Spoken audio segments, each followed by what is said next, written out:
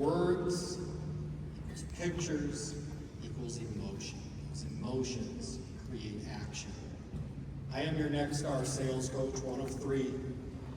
But I wasn't always a sales coach. In fact, once upon a time, I was a running back for my high school football team. And I remember freshman year, we were high school now, we were big.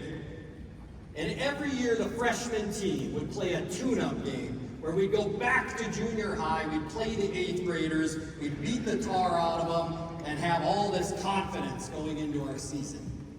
So we went back to the junior high and we played them, but here was the problem. There was 2 minutes left in the game, and we're down by 4 points. We're actually losing to the 8th graders. Now there was one play that was working the whole time. It was a 7-yard out where I would run 7 yards, they would throw me the ball and catch the ball. And so coach said, here's what we're going to do. We're going to dink and doink our way down the field running that play. We're going to get a touchdown. We're going to get out of here with a win.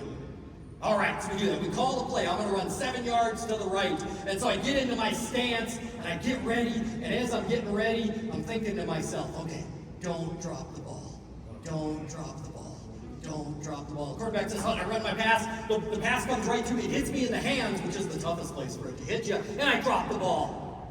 Oh, man. All right, so we get back into the huddle. Coach calls another play. And he says, we're going to run the exact same play to the left.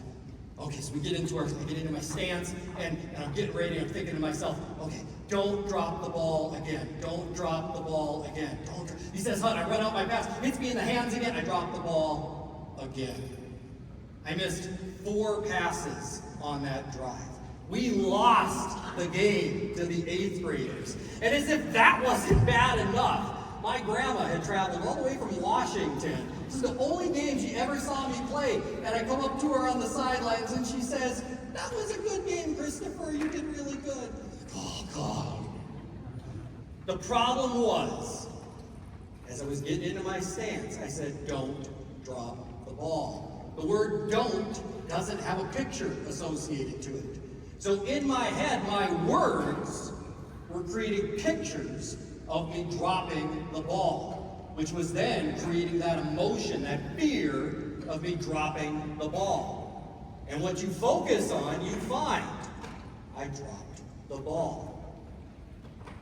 The words, the questions we ask, equals the pictures, equals the emotions, the buying emotions of, I want those things.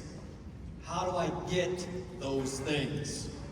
We had 120 questions submitted up here. We only got to like 8 of them.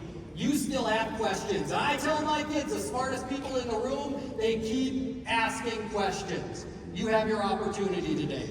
Don't drop the ball. Go visit these gentlemen at the trade show so you can get your questions answered.